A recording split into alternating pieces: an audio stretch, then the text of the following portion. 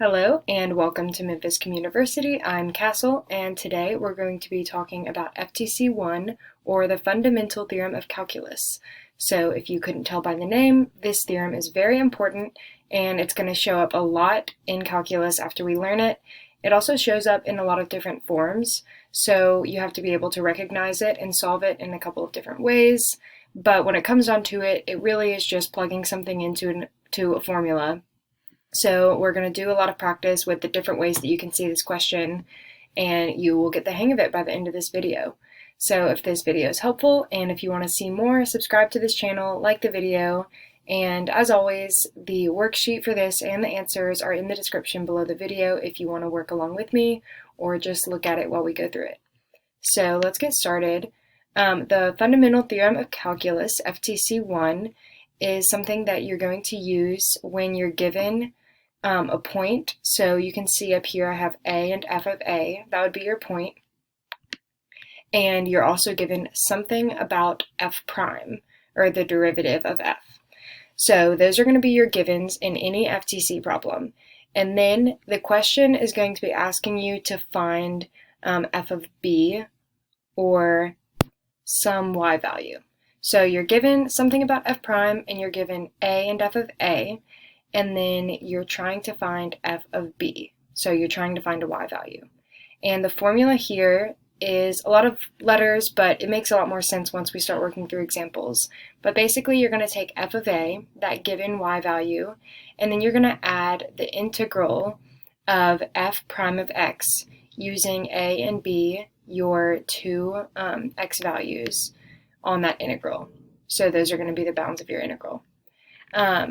And so let's see, I'm going to label these. Okay, so the way that I think of it, and kind of say this in my head as I'm working through this, is I think of it as the given y, so whatever y value is given, and then I think of that a as the given x.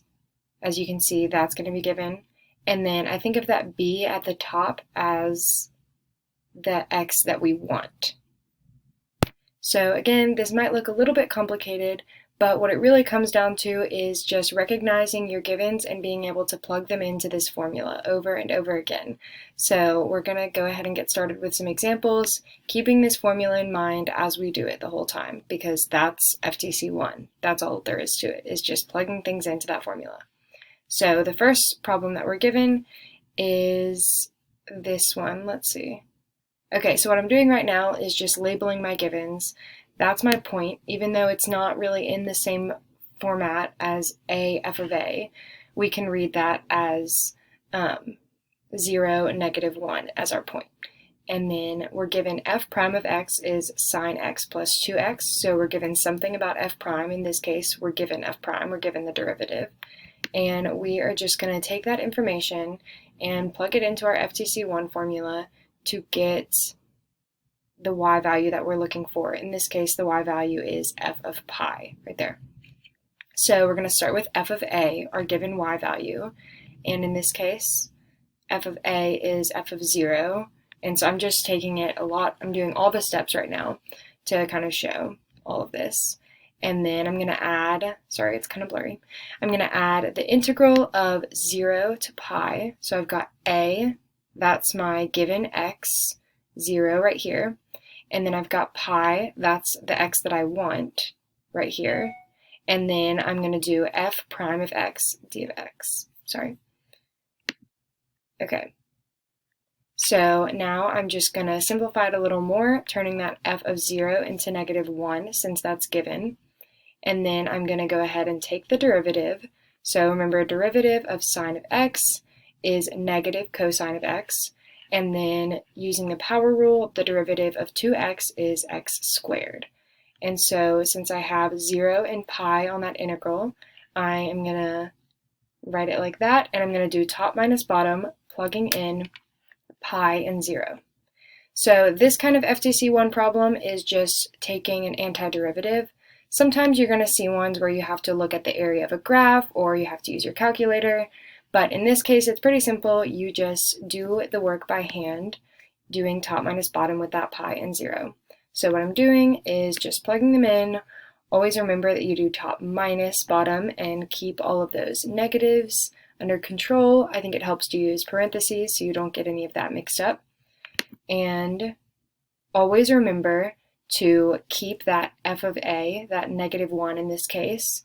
Don't lose that when you're doing the integral, because sometimes it's easy to kind of just leave that behind in the past step and make your answer just the integral. But always remember that you have to keep that f of a, adding that to the whole integral until the very end of the problem. I'm going to move my face up here so you can see the rest of this.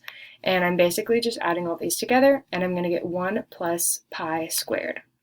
So what that answer is just the y value that we were looking for. That's the f of pi. When you have pi, your y value is going to be 1 plus pi squared, according to FTC1. Okay, let's move on to the second example.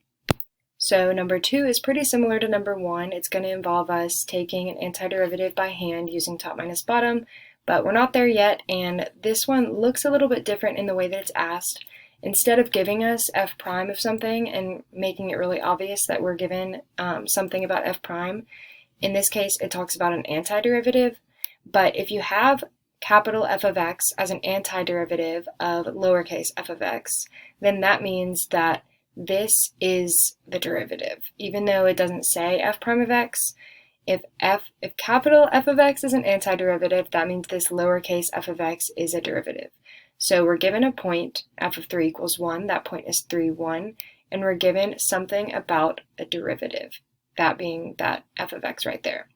And it's asking for f of 1, it's asking for a y value that we don't know. So we know that we have to use FTC1 here.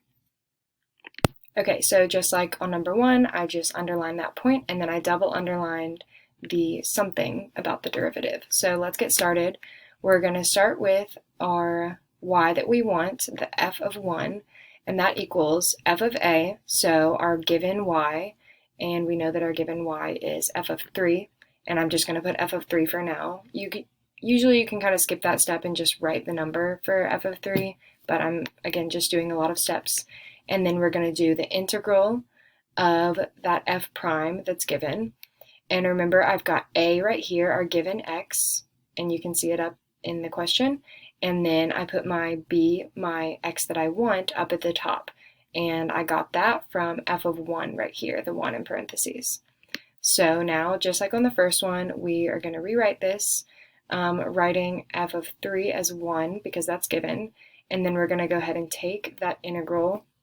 Remember that if you have a number over x or a number over t, a number over whatever it is, that's going to turn into the number ln of, well, I should have put t right there, but xt, whatever that thing is.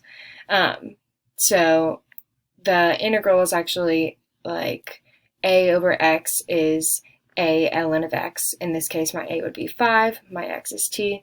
So I'm going to have 5 over t, and the integral of that is 5 ln of t, not x. I put x. And then remember, e to the x is just e to the x. And we're going to be plugging in 1 and 3 because that is my a and my b. So I'm going to come over here and just remember to keep my 1, my f of a, up in the front, and then do top minus bottom right here, plugging in 1 and 3. And then I'm going to take all of that and just add together what I can, simplify as much as possible. But of course, it doesn't just simplify to one number. That's okay, you can keep it in this form. I have 1 minus e plus e cubed minus 5 ln of 3. And that's my answer using FTC1. That's my y value that goes with the x value 1. That's my f of 1. Okay, number 3 is not too different from number 1 and 2.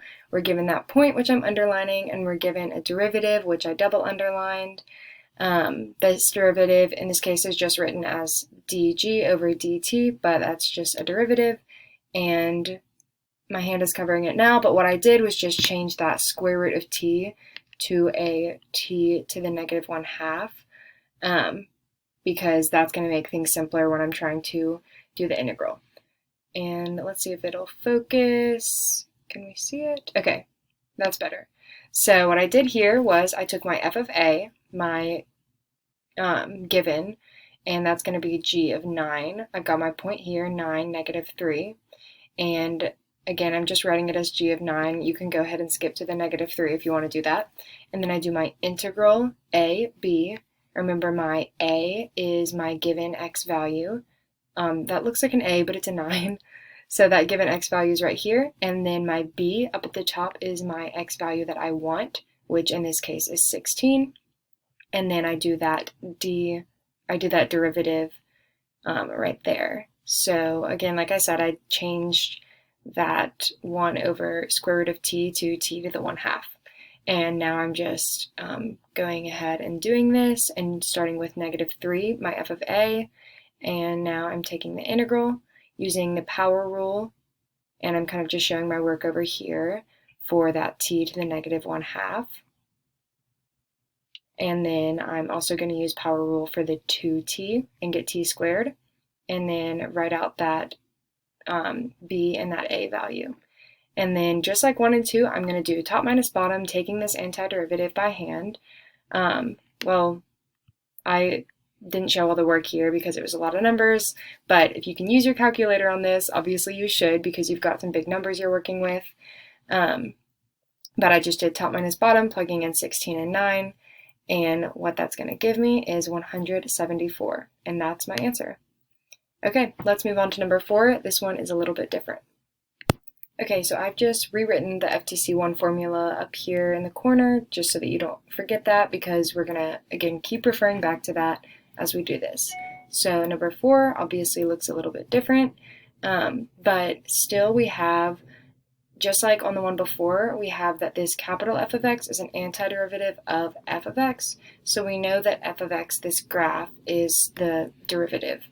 And so in this case, we have a graph which is a little bit different, but just remember as we're doing this that an integral is the same thing as an area of a graph. So we'll talk more about that later, but we're given something about a derivative, and we are given, and that something about a derivative is the graph, just to be clear on that. And then we're given a point. We're given f of 0 equals 2, and it's asking for some y value. So we know that this is FTC1, and so this is going to look at first just like any of the other problems that we've done where we're just plugging stuff into the formula. So I've got just underlining my point, and then I'm going to double underline my derivative just to show that we've got all those givens. And I'm going to start with f of b, which is my given, or I'm going to start with f of 7 equals f of, did I write f of b? I meant f of a. Wait, let's see. Okay, yeah. F of b equals f of a, my f of a being f of 0, that given. And then I'm going to add the integral a, my given x, which is right here, and then my x that I want, which is right here, 7. And then my derivative is f of x, or that graph. So I'm going to have 2 because that's my f of a, f of 0 equals 2. And then what I'm going to do is I'm going to add the integral of 0 to 7. And in this case, the integral of 0 to 7 is the area of the graph going from the x value 0 to the x value 7 all the way up here. So we're going to take the area of these shapes, and you have to remember that when you have area on the top of this, this line right here, those are going to be positive. But then when you have things below that axis, they're going to be negative. So keeping positives and negatives straight on these ones is probably the trickiest thing, but it's really just taking areas of these shapes, which isn't too bad. So we're going to have 2 plus the area from 0 to 7. And in this case, that is going to be, there are a few different ways that you can find the area. What I did was I took, or let me pull this up. Okay, so what I did was I looked at that trapezoid on the top, and I took the area of that. So in this case, you're going to do, trapezoids are always the average of the bases times the height. So I've got 9 divided by 2, that's the average of my bases, times 2, that's my height, and that's going to be positive because it's above the x-axis. And then I took the area of this triangle, making it negative because it's below the x-axis. And so when I add those together, I'm going to get 8. Another way that you could think about this is you could look at that triangle on the top of the x-axis and the one below the x-axis and know that since one is positive and one is negative, they're going to cancel each other out. So what you're left with is just a rectangle and a triangle up here, or you can even see that as a trapezoid. Either way that you do it, you're going to get 8 as long as you keep all your positives and negatives together and take those areas correctly. So I have my area from 0 to 7, and I'm going to add that to my f of a, which is 2. And when I do that, I'm going to get 10.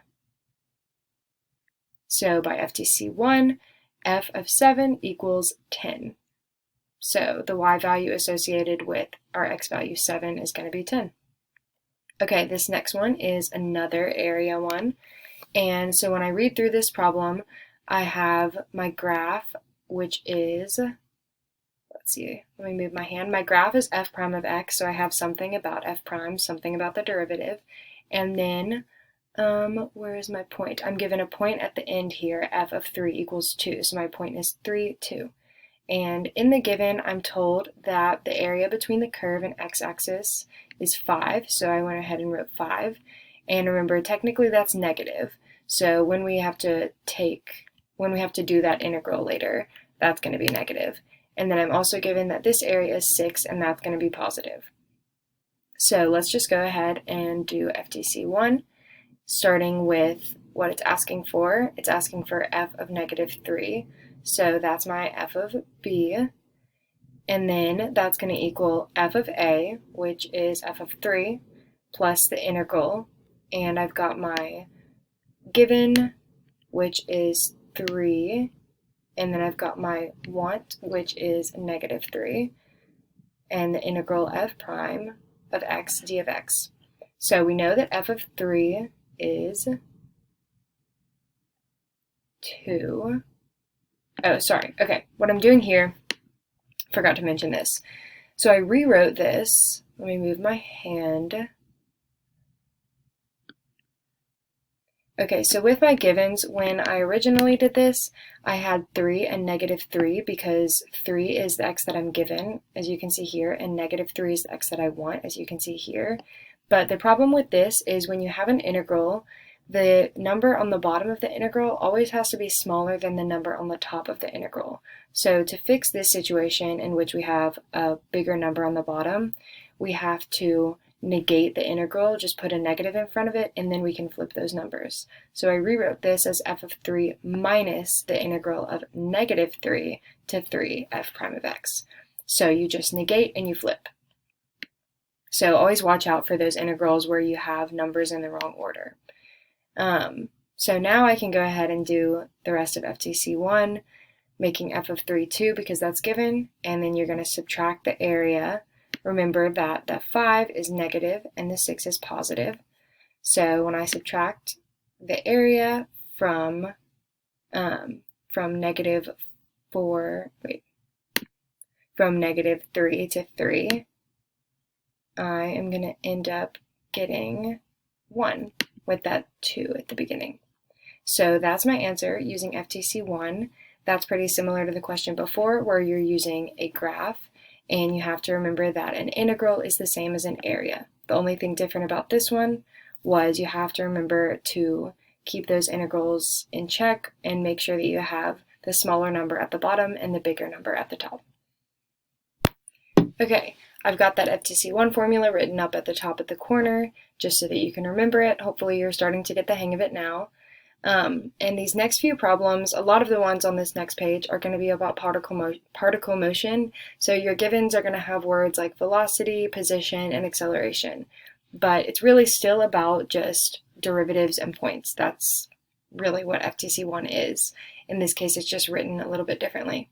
So when you're doing particle motion problems and you're going from position to velocity or velocity to acceleration, anything where you're kind of going, I've got it right here, position, velocity to acceleration, you're going to take derivatives.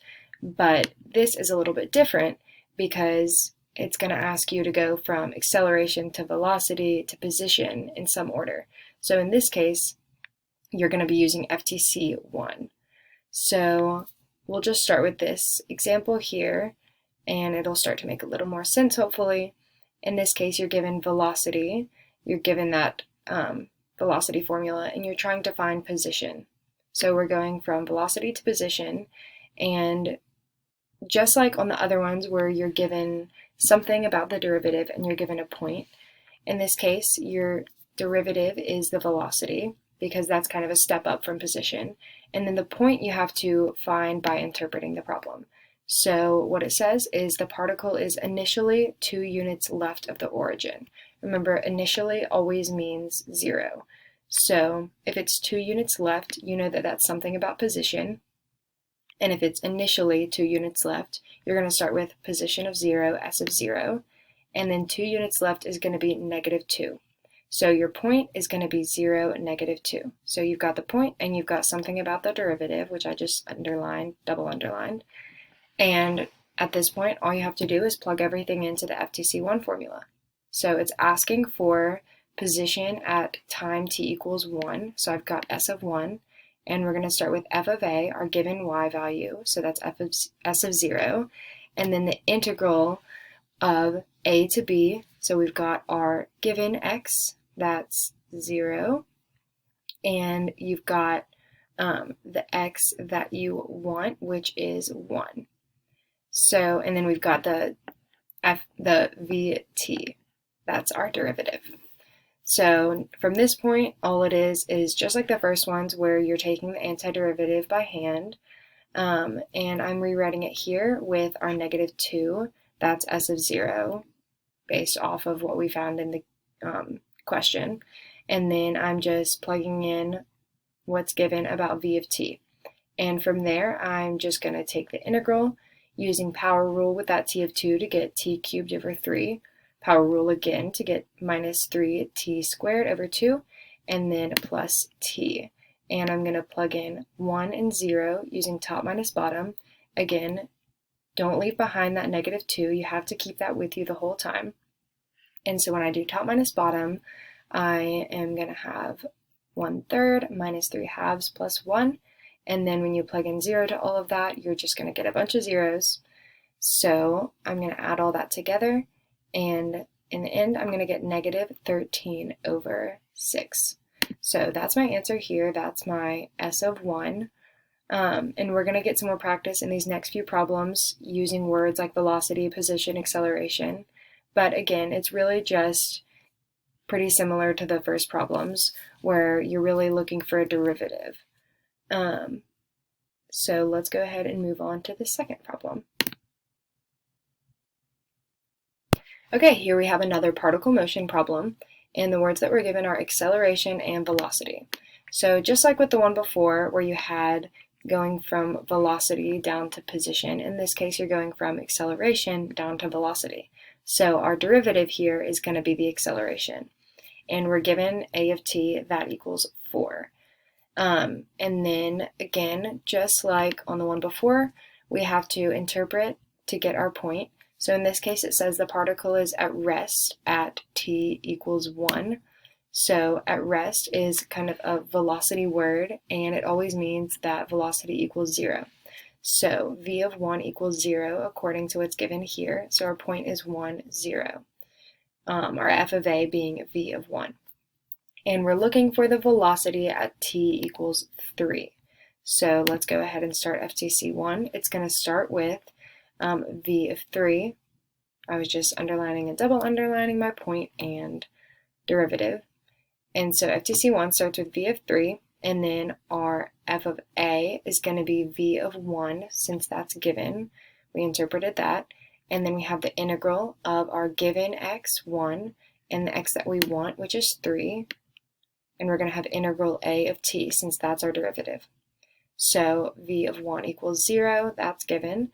And I've got my a of t is 4. So that's a pretty simple integral. It's just going to be 4t. And we're going to have to plug in 3 and 1, doing top minus bottom there, just like a lot of the other ones we've done. So in this case, it's going to be 4 times 3 minus 4 times 1. And the answer that that's going to give us is 12 minus 4, which equals 8. So that's our answer there using FTC1. We found out that v of 3 equals 8. Okay, so number 8 is not exactly a particle motion problem, but we're still dealing with derivatives and we're still trying to find some kind of y value, and we're given a point and something about a derivative. So we know it has to be FTC1. In this case, I interpreted the point as, let me move my hand, I interpreted it as t of 0 equals 100 because initially, remember that always means 0, initially the oven is at 100 degrees Fahrenheit, so t of 0 equals 100. And then what it asks here is, it's given the rate of change.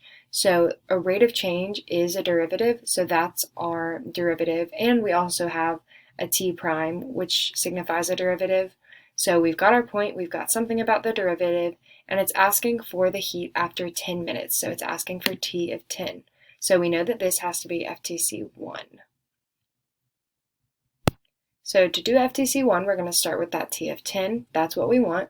And that equals f of a. Remember, we found that t of 0. So our f of a is t of 0 plus the integral, our given x at the bottom, and our x that we want at the top. So we've got 0 is our given one, 10 is the one we want, and we've got integral t prime of t. So I'm just rewriting this with our given point, which is 100, and our given derivative, which is that t squared over 2 plus 2t.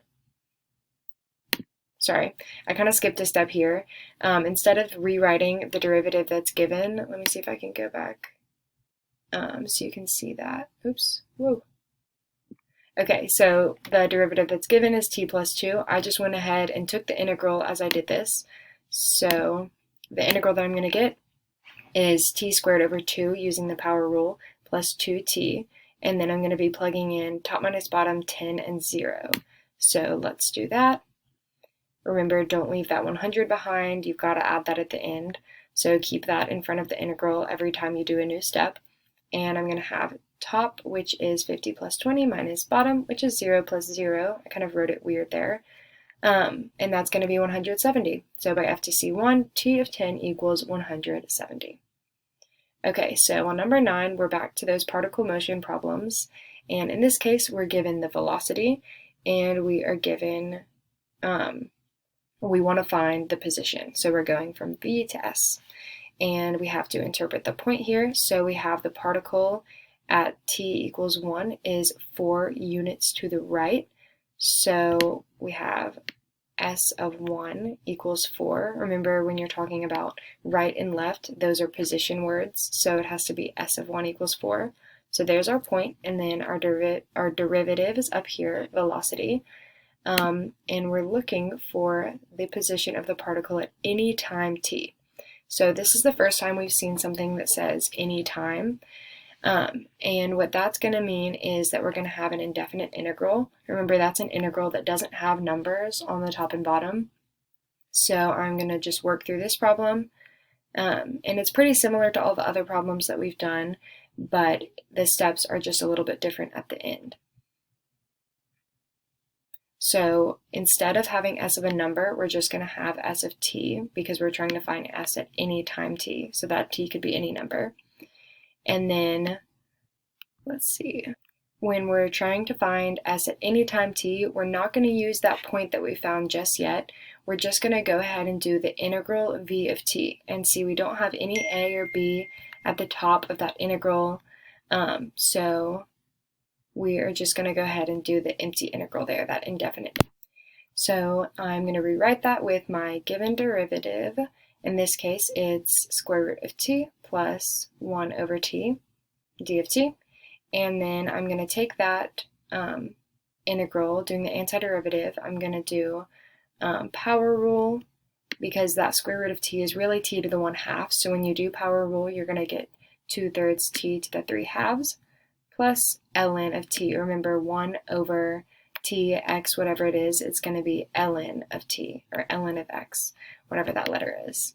And then what's really important here is you have to add a plus c.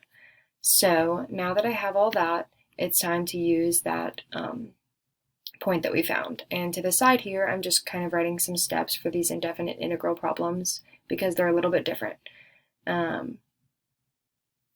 So I've got my antiderivative plus c, I've already done that.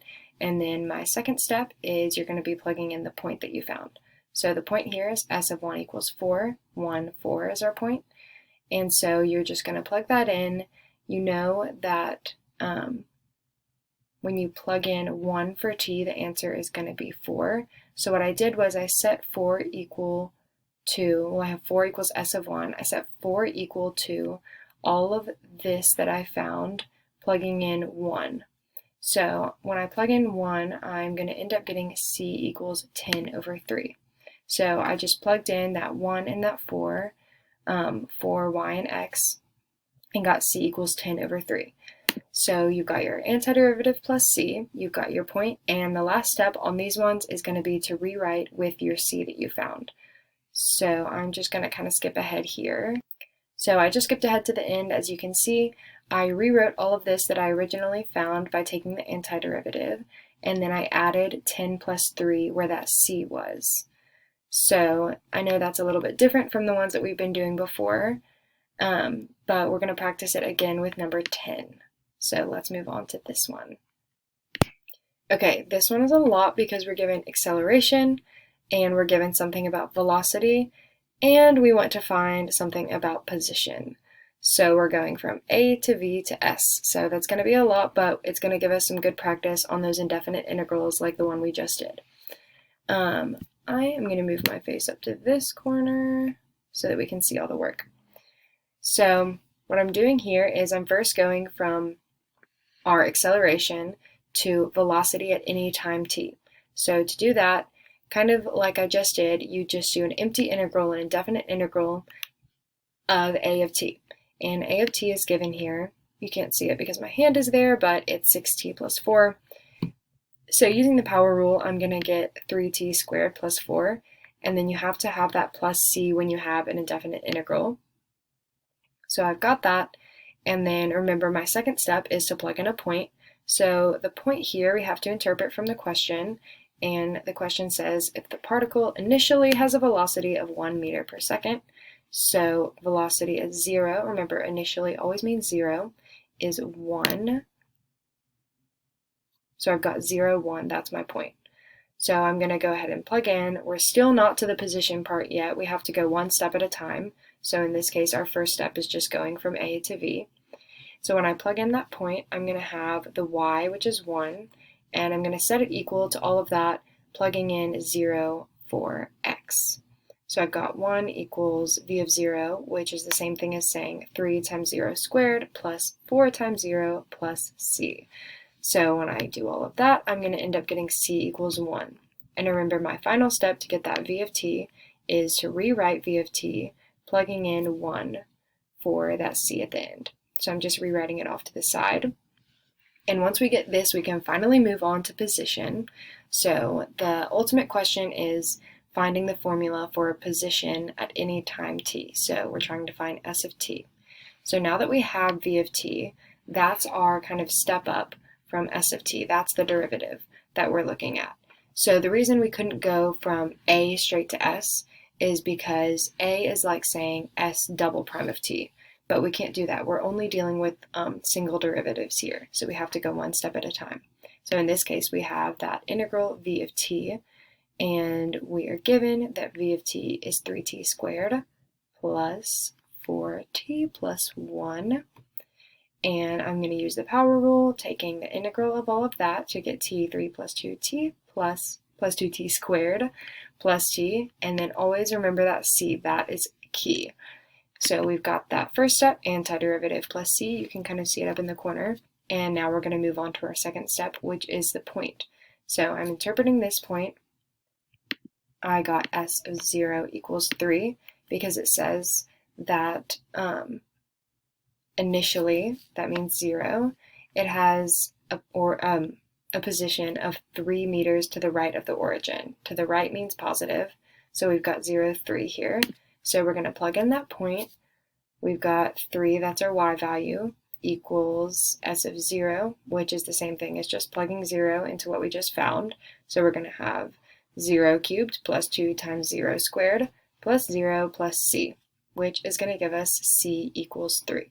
So our very last step here is to write out that position for s of t, plugging in 3 for where we had c at first. So I'm going to get t cubed plus 2t squared plus t plus 3 as my final answer.